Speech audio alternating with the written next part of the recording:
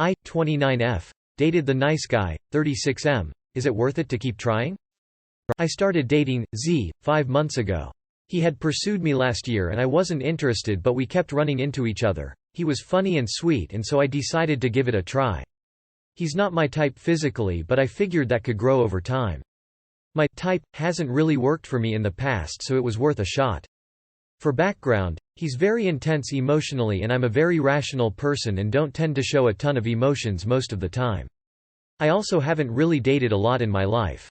I am really comfortable being alone and don't usually enjoy dating, but have had a couple long-term relationships. Started with a lot of good things. He's kind, supportive, funny. Planned dates, cooks, etc. But he got clingy really fast. Every day has to be some really intimate emotional moment, like daily looking deeply in my eyes and saying, "You're the love of my life," or something. It's been 5 months. He started nitpicking and being super critical that I'm a robot and not affectionate enough, or would give me the silent treatment if he felt like he wasn't getting enough attention. I was having a hard time connecting with him physically, and the more clingy he got the worse I felt, and when I would ask for breathing room he would get very upset. He treats me like I'm a weirdo for not being as clingy as he is. There was a fire in the apartment above his, causing the sprinklers to go off and flood his apartment. Place was totally unlivable. So I said he could stay with me until he found a new spot. I own my condo, so we could save his stuff from damage. I helped him move everything, trash what was ruined, scrubbed the apartment, etc. He was here for a week when he gave me the silent treatment one morning because I was ignoring him the day before. We had literally spent the entire day together except for 1 hour in the evening I pulled out my laptop to work on a project. I hate the silent treatment. I think it's childish and I'm not playing along. I'm the kind of person that if I'm upset sometimes I need space to calm down or collect my thoughts, but I always communicate that clearly, i.e., "Hey, I'm feeling really upset, I just need space tonight, so I can work through it and then I want to talk about it, but I'm not going to be groveling or begging you to talk to me." Well, he got very upset that I didn't force a conversation. I still made him coffee, told him to have a good day at work, but didn't force anything. Later, he angrily texts me about not speaking to him, and I said, "I was under the impression you were giving me the silent treatment," and he says, paraphrasing, "It was you need to know how it feels to be ignored." Okay. I could tell he'd had a few drinks and the texts start escalating. He starts throwing out mean and nasty remarks, and a lot of personal attacks. I tell him I'm gonna go stay with a friend because 1. I'm not going to accept being spoken to like that too. I was angry now and I make a deliberate effort to never ever raise my voice to a partner.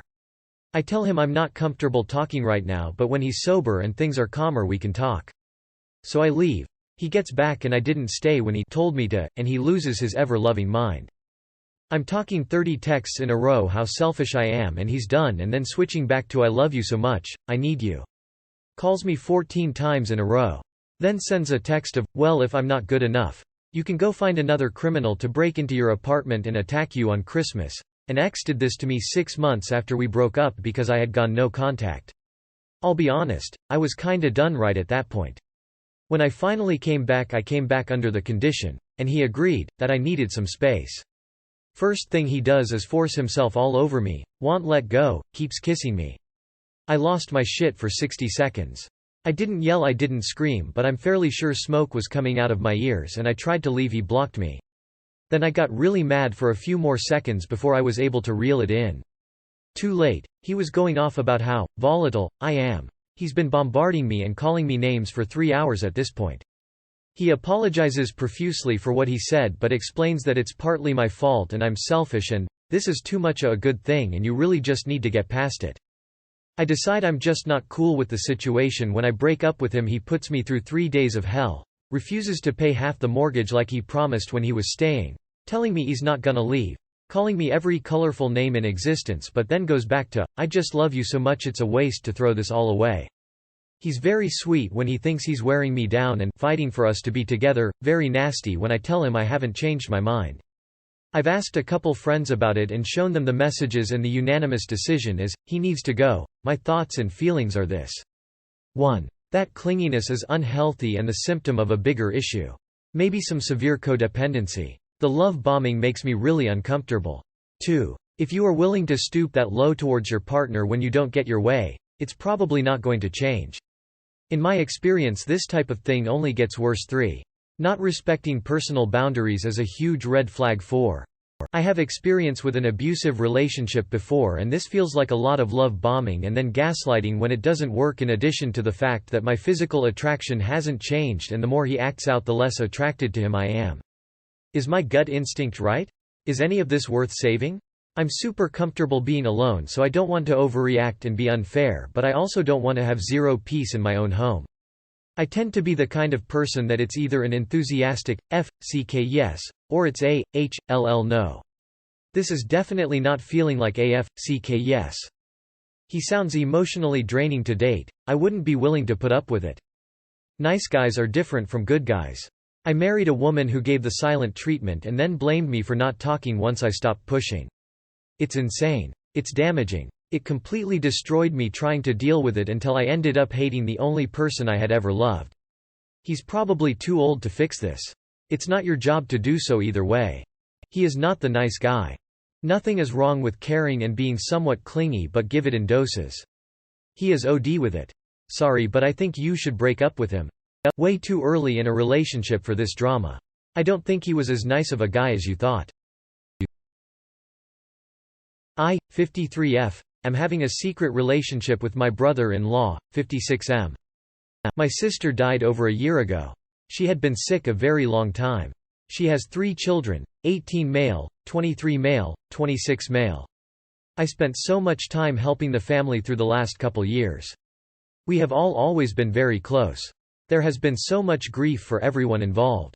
About 5 months ago my brother-in-law and I ended up having sex one night. I have been divorced for almost 6 years and I am single. It was amazing and wonderful as we have both been very lonely. We both just chalked it up to grief and loneliness. But then it continued and continued.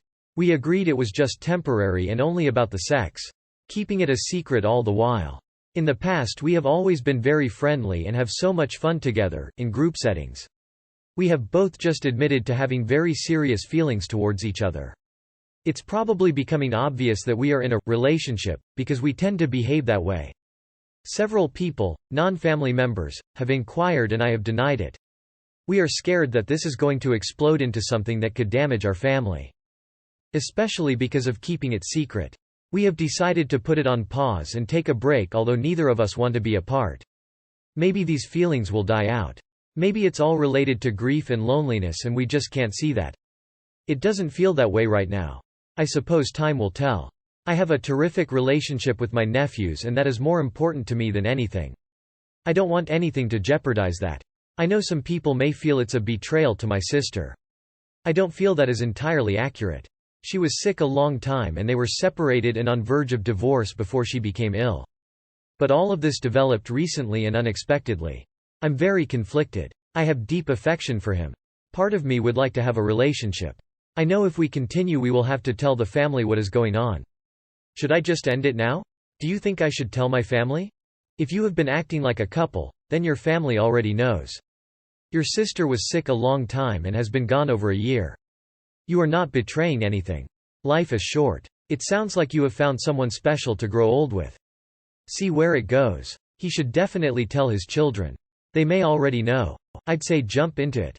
Life's too short. That's my vote. I don't feel like you've betrayed anyone. If friends are asking, then your family probably already know on some level that something is amidst.